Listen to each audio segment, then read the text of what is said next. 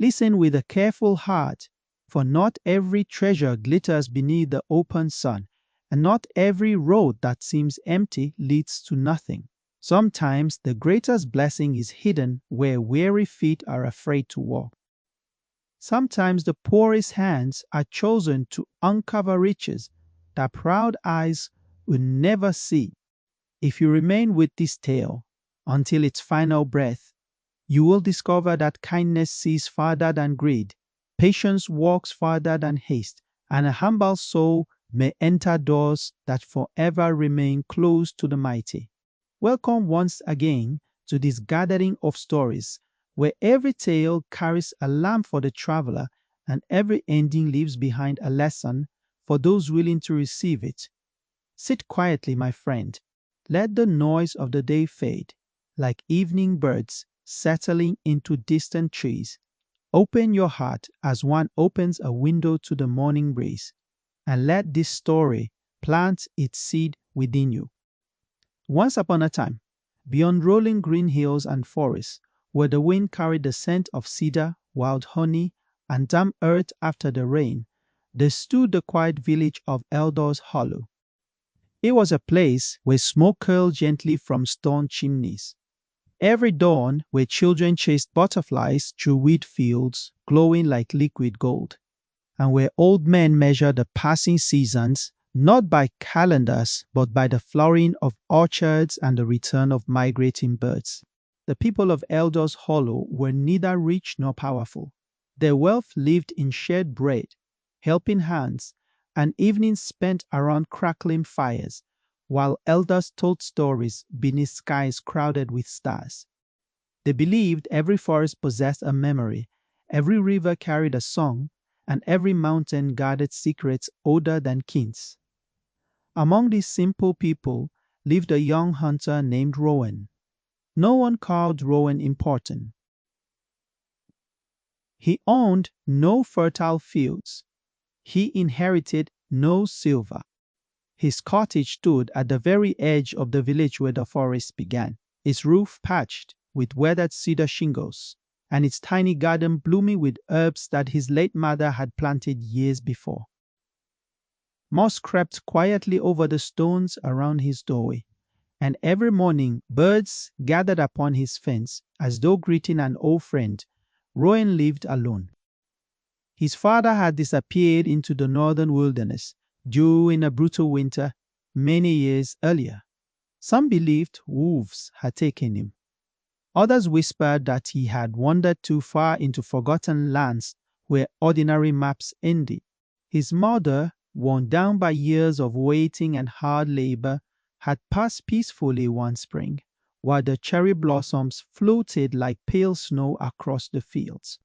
Before she closed her eyes forever, she had taken Rowan's rough hands into her own. "My son," she whispered, with a smile that seemed brighter than the candle beside her bed. "The forest gives to those who enter with gratitude.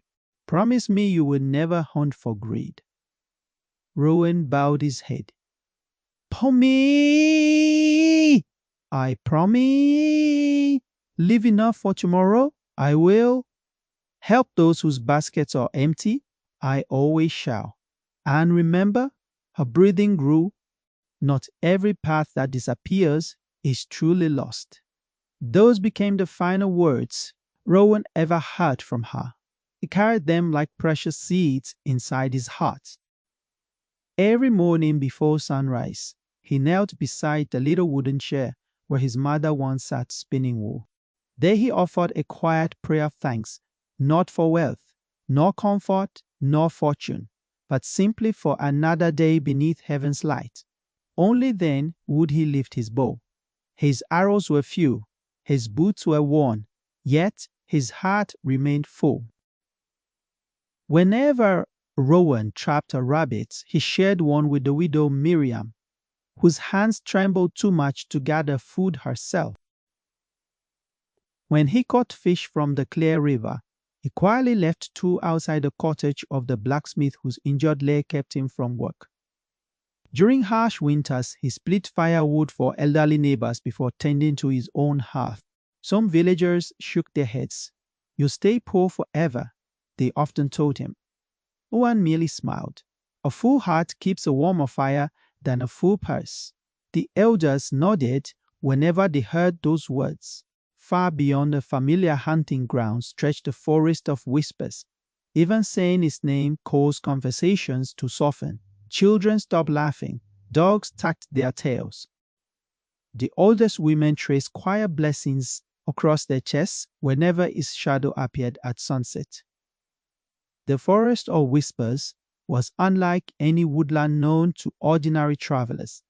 Ancient oaks twisted toward the heavens like the hands of giants frozen in prayer. Thick vines draped from branch to branch like forgotten curtains. Strange white flowers bloomed where no sunlight reached, filling the air with a fragrance both sweet and strangely sorrowful. Travelers claimed the forest listened. Woodcutters insisted their own footsteps sometimes echoed back a heartbeat too late. Hunters swore they occasionally glimpsed distant lantern lights where no road existed. Yet no one ever found the source. None stayed long. There are places old shepherd Thomas would warn every autumn where the world is thinner than cloth. Walk gently near such places. Most laughed politely. Then they avoided the forest all the same. Only one person seemed especially troubled by these old stories. Little Aelian.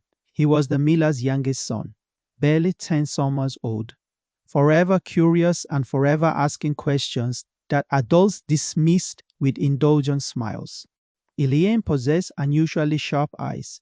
He noticed things others overlooked. He noticed when migrating birds avoided one particular stretch of forest, despite the tallest trees growing there. He noticed that deer, approaching the eastern ridge, would suddenly stop, lift their ears toward nothing anyone else could hear, and quietly turn away. He noticed, too, that every full moon a silver mist settled over one narrow valley while the surrounding hills remained perfectly clear. Whenever he spoke of these strange sights, grown men chuckled, "You're dreaming again." It's only weather. Children imagine mysteries where none exist. Elian lowered his head each time. Yet he never stopped watching, and the forest never stopped whispering. The seasons turned, spring became summer. Summer yielded to amber autumn. Leaves drifted across winding paths like little boats floating upon invisible rivers of wind. One crisp morning, Rowan ventured farther than usual while tracking a magnificent stag whose antlers spread like the branches of an ancient tree. Followed broken twigs, fresh hoofprints, bent grasses still wet with dew. Hour after hour, the trail climbed through rocky hills where hawks circled high above the world. By afternoon, the familiar landmarks had vanished. No hunter from Eldor's Hollow normally wandered this far. The air itself felt different, cooler, stiller, almost expectant. Even the birds had grown strangely silent. Rowan paused beside a narrow stream whose water flowed so clear that every smooth stone beneath its surface shone like polished crystal. He knelt. Before drinking, he whispered his usual thanks. As he cupped the water, something caught his attention. The current flowed uphill only for a few heartbeats. Then it flowed normally again. Rowan blinked. Perhaps exhaustion clouded his sight. He rubbed his eyes. The stream continued peacefully downhill. He said nothing. Yet somewhere, deep within his heart, his mother's final words stirred gently. Not every path that disappears. He rose and continued after the stag. The trail soon vanished beneath carpets of moss. No broken branches, no hoofprints, nothing. The great animal had disappeared as though swallowed by the earth itself. Most hunters would have turned back. Rowan considered doing exactly that. The sun had already begun its slow descent. Mist gathered between towering pines. A distant raven called once. Then all became silent again. It was then that Rowan noticed something impossible. Footprints. Not animal tracks. Human footprints. Bare feet. Perfectly clear upon a patch of untouched moss. He frowned. The impressions were fresh, yet they contained no mud, no crushed leaves, no broken stems. Looked as though invisible feet had pressed gently into the earth without carrying any weight at all. One footprint, then another, then another. They wound between enormous stones covered in emerald moss before disappearing beneath hanging vines. Rowan's heart beat faster. He was not a thief or man, but neither was he foolish. He quietly whispered a prayer. If goodness walks ahead of me, let me follow. If darkness waits beyond, grant me wisdom to turn away. The forest answered only with silence. Then, somewhere beyond the curtain of vines, a bell rang, just once, soft, clear. It sounded neither near nor far. The single note floated through the trees like sunlight across still water before fading into the quiet.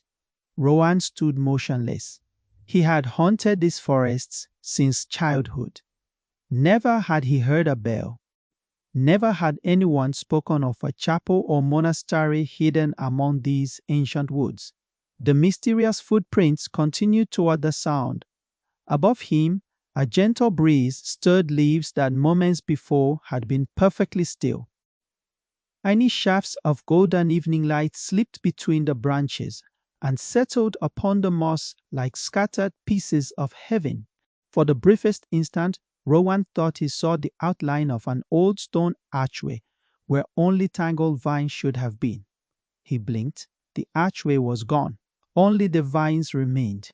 Yet beneath them, the air shimmered ever so slightly, as though the forest itself were holding its breath, waiting for someone worthy enough to take one more step. The hunter stood without moving. His hand rested upon his bow, yet he felt no desire to draw it. There are moments, dear listener, when courage is not found in rushing forward, but in waiting with a quiet spirit. Rowan remembered his mother's words and bowed his head in prayer before taking another step. Parted the hanging vines, a cool breeze washed over him.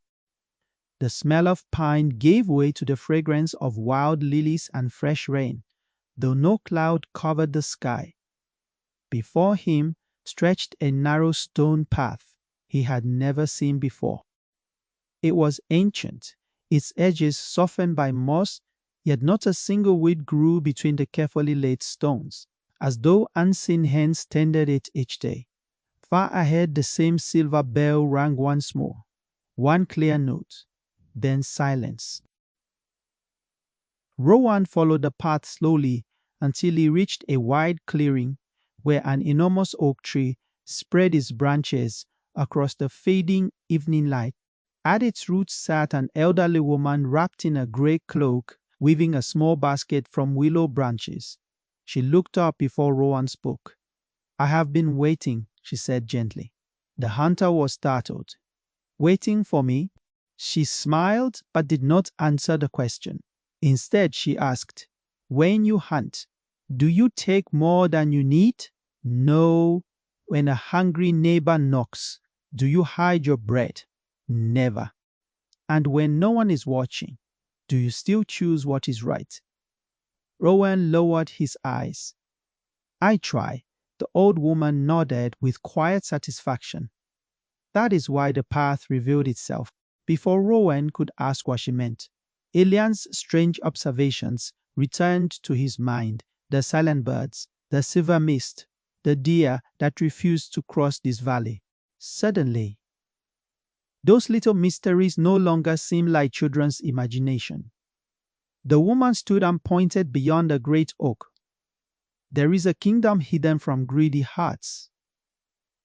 Many have searched for it with maps and swords. None have entered. Only those who seek little may be entrusted with much."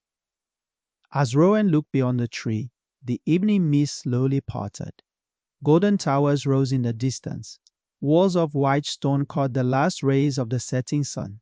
Bridges shimmered over crystal rivers.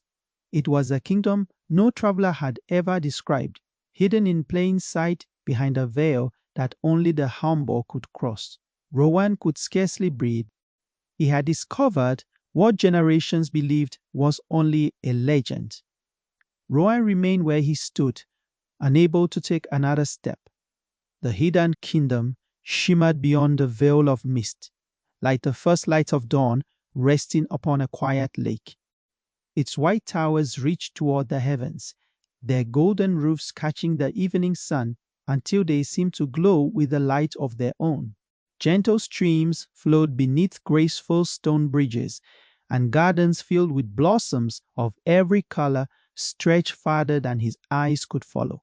Yet, what amazed him most was not its beauty. It was the peace that rested over the land. Deep and still, like a blessing spoken long ago that had never faded. The old woman watched him without haste. "Do not mistake what your eyes are seeing," she said softly. "This kingdom has never been hidden by walls. It has been hidden by the hearts of those who sought it. Pride cannot enter here. Greed cannot cross its gates." Rowan listened in silence. Then he noticed something that made his heart stir.